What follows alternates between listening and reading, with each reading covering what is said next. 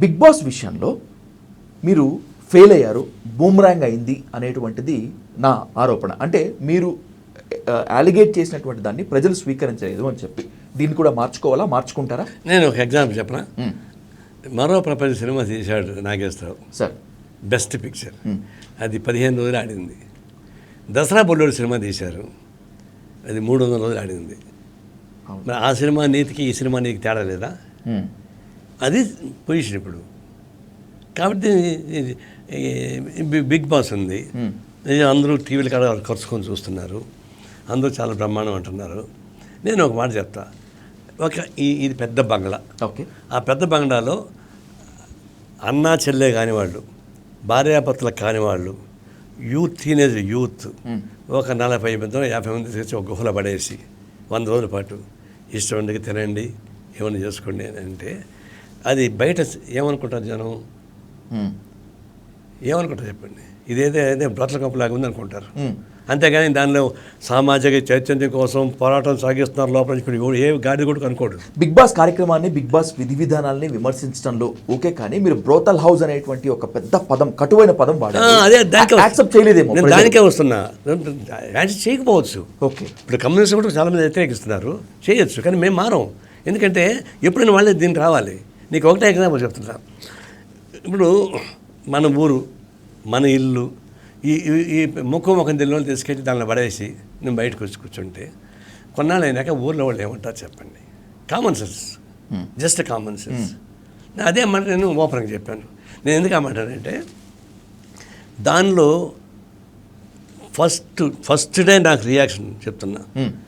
3 హీరోయిన్లు ఫోటోలు పెట్టాడండి అక్కడ నాగార్జున, అంతే బిగ్ స్టార్ ఉండి. అందులో ఒక హీరోని పిలిచాడండి, బాబ్జీ ఒక హీరో. ఈ వీటిల్లో ఏ అమ్మాయిని ముద్దు పెట్టుకుంటావు, ఏ అమ్మాయితో డేటింగ్ చేస్తావు, ఏ అమ్మాయితో పెళ్లి చేసుకుంటావు అని అడిగాడు. ఓకే, అతనే ఉన్నాడు, ముందు హెజిటేట్ చేశాడు పాపం. చెప్పు అన్నాడు. చెప్పని ఈ అమ్మాయిని ముద్దు పెట్టుకుంటా, ఈ అమ్మాయితో డేటింగ్ చేస్తా, ఈ అమ్మాయిని పెళ్లి చేసుకుంటా అన్నాడు. నాకు కడుపు పండిపోయింది. ఎందుకంటే అప్పుడు కోవిడ్ అప్పుడు అనుకుంటా, నేను ఇంట్లో ఉన్నా, అది చూసా. ఏంటి అన్యాయం ఇది? అంత ఓపెన్గా ఒక్కడు 3 అమ్మాయిలను ఎంగేజ్ చేసేటువంటి పద్ధతి తీసుకొచ్చి ప్రపంచవ్యాప్తంగా పంపిస్తూ ఉంటే ఏం సంకేతం పోతున్నది అని కొంచెం అబ్జర్వ్ చేసిన తర్వాత చేస్తే దానిలో అనేక రకాలైన అనైతిక విషయాలు జరుగుతున్నాయి. కొంతమంది ప్రెగ్నెంట్ అయ్యి బయటకు వచ్చి ఉన్నారు, విడాకులు తీసుకుని బయటకు వచ్చి ఉన్నారు, బయటకు వచ్చి చెడిపోయి ఉన్నారు. వచ్చామంటే చాలా రిపోర్ట్స్ అన్నీ వచ్చాయి, నేను చెప్పక్కర్లే. దాన్ని ఇష్టపడే ఉన్నారు కొంతమంది, డబ్బులు రీతే కావచ్చు, వ్యామోహ రీతే కావచ్చు, క్రేజీ రీతే కావచ్చు, పోవచ్చు, నేను కదా చెప్పడం లేదు. అది ఒక చెడు సంస్కృతిని, చెడు సాంప్రదాయాన్ని, చెడు సందేశాన్ని సమాజానికి ఇస్తూ ఉంది అని నేను. రెండోది వాడేమంటే సోషల్ బీయింగ్ ఎట్టుండాలో మేము నేర్పిస్తున్నామంటాడు. భారతదేశంలో సోషల్ బీయింగ్ కన్నా ఎక్కడైనా ఉన్నాయా? యూరోప్లో లేదు. మన దగ్గర కుటుంబ వ్యవస్థ మనకన్నా మించి ఎక్కడ లేదు. మనకు వాళ్ళు నేర్పిస్తారా? నేను కూడా అంటాను, మీరు మంచివాడు అయితే, మీరు నీతిగా ఉంటే, మీరు ఓపెన్ ఎయిర్ థియేటర్స్ ఉన్నాయి కదా, చేయండి. మేము బిగ్ బాస్ కార్యక్రమంతో ఓపెన్ ఎయిర్ థియేటర్ చేసుకోండి, ప్రజలు కూడా ఇంకా సమీకరిస్తారు. టీవీలో చూసే బదులు జనం ఆడొచ్చి చూసుకుంటారు. ఎందుకు చేయరు? అదేమంటే మీరు కెమెరా నేను డిమాండ్ పెట్టాక మేము కెమెరాలు పెడతాం, లైవ్ పెడతారు చూస్తారా అన్నా. నేను లైవ్ పెడతారని పెట్టారు. లైవ్ పెట్టారు, సెలెక్టెడ్ ఇది ఓపెన్ కాదు, సెలెక్టెడ్గా చూపిస్తున్నారు. ఓకే, దానిలో కూడా కొన్ని బయటపడినాయి అప్పుడు కూడా. అందువల్ల దీనిలో ఎలాంటి నీతి లేదు. ఇది అనవసరంగా డైవర్ట్ చేయడం, మన సంస్కృతిని వరలైజ్ చేయడం, ₹1,00,00,000 సంపాదించుకునేటువంటి వాళ్ళకు ఉపయోగపడడం, ఇది అన్యాయం ఒకటి. రెండు, నాగార్జున నా పర్సనల్ విమర్శ ఏంటంటే వాళ్ళ నాన్న గొప్పవాడు, కళామంత తల్లికి సేవ చేసినవాడు, ఈయన కూడా కళామంత తల్లికి సేవ చేసినవాడే. అన్నమయ్య లాంటి సినిమాలు తీసినాడు, మంచి సినిమా. నేను కూడా ఎక్కువ సినిమాలు ఆయనది చూస్తుంటాను పర్సనల్గా. కానీ ఇంత కీర్తి గడించిన వాడు, ప్రజలందరూ మిమ్మల్ని కీర్తి గడించి ఏర్పాటు చేశారు. ప్రజల ద్వారా నువ్వు వచ్చింది, ప్రజలందరూ మెచ్చుకుంటే కదా అయినావు. మరి మీకు ఆ సంపద ఉంది, కీర్తి ఉంది, ఇట్లా చెడు సాంప్రదాయాన్ని ఎందుకు నువ్వు ప్రవేశపెడుతున్నావు? ఒక అబ్బాయిని తీసుకెళ్ళి 3 అమ్మాయిలతో నువ్వేం చేస్తావు చెప్పిన తర్వాత నీ నైతిక విలువలు ఏంటి? దీన్ని ప్రోత్సహిస్తాను.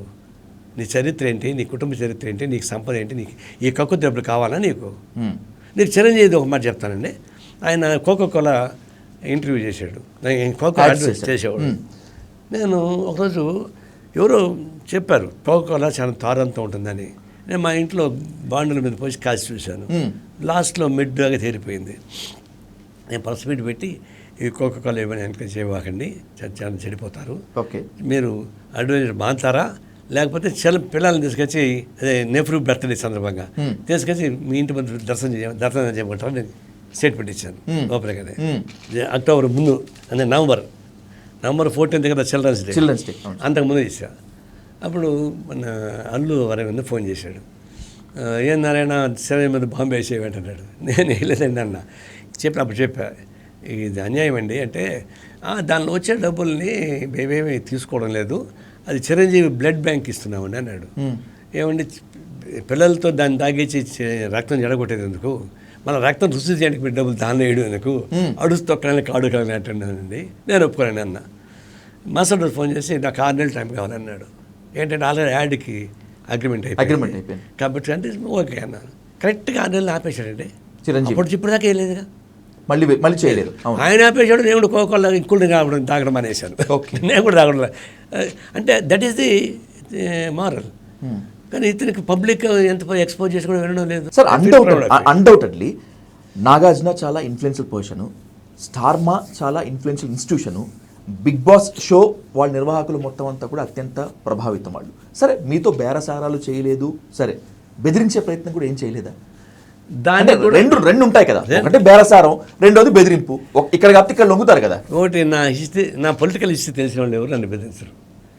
నేను గుంటూరులో ఏఎస్ఎఫ్లో యాక్టివ్గా పనిచేశాను, ఆడ అనేక టెన్షన్స్.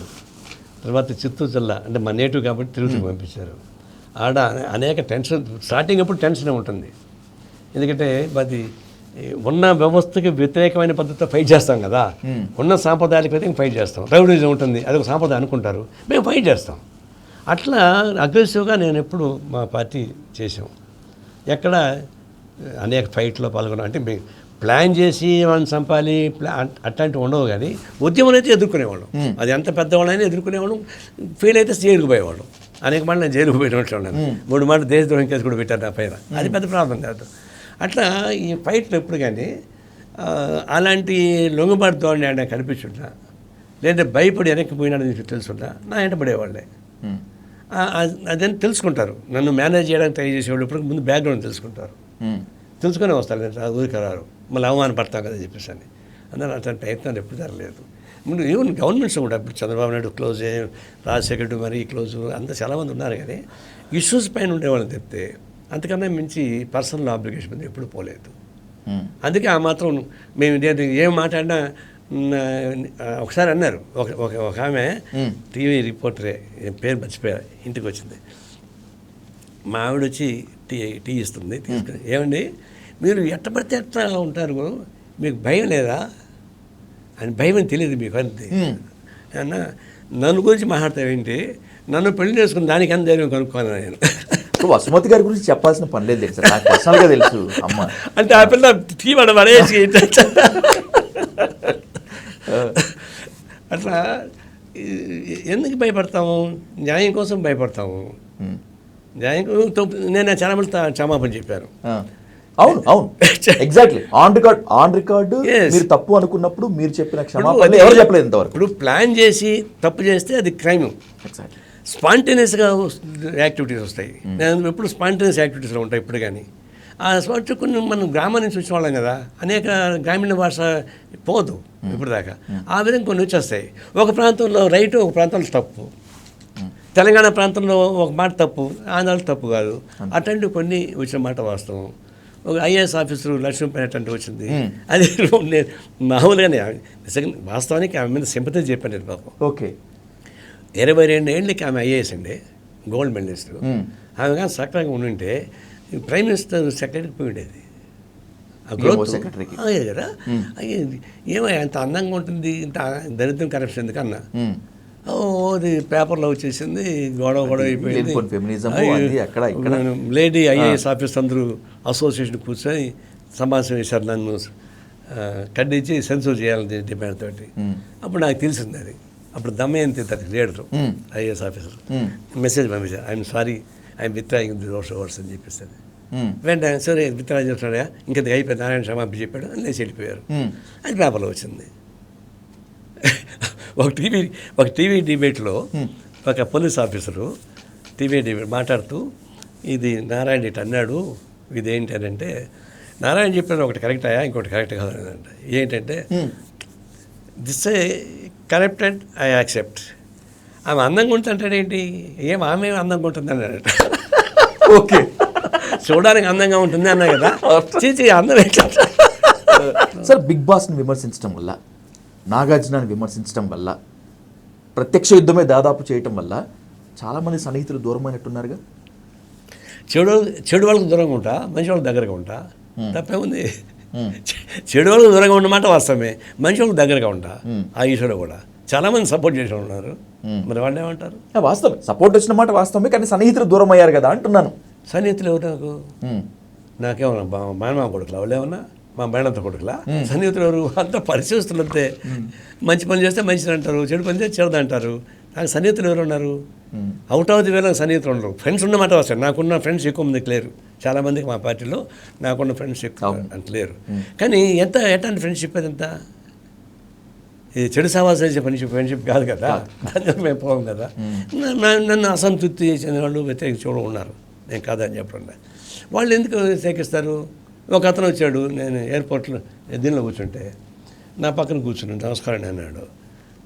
మీరు మీ పేరు అన్న, నీ బాధ్యత నేను బాధ్యతండి అన్నాడు.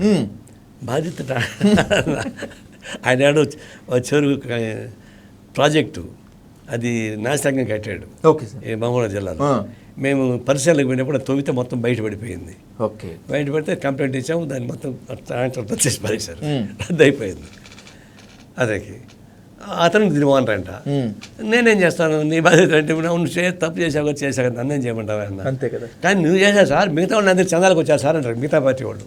ఓకే ఓకే, అంటే నువ్వు కొట్టినావు, మేము సపోర్ట్ వచ్చారు కొంతమంది అని. అది నాకు సంబంధం లేదు, మా వాడు వచ్చారు చెప్పన్న, మీ వాడు రాలేదు సార్ అన్నాడు. అట్లా కొన్ని వాళ్ళకి బాధ ఉంటుంది నా పైన. అట్లాంటి ముగ్గురు నలుగురు చెప్పాను నాకు, నీ బాధ్యతలని నీ వాళ్ళు పోయినామని చెప్పారు. I felt happy. తప్పే ఉంది. ఎగ్జాక్ట్లీ.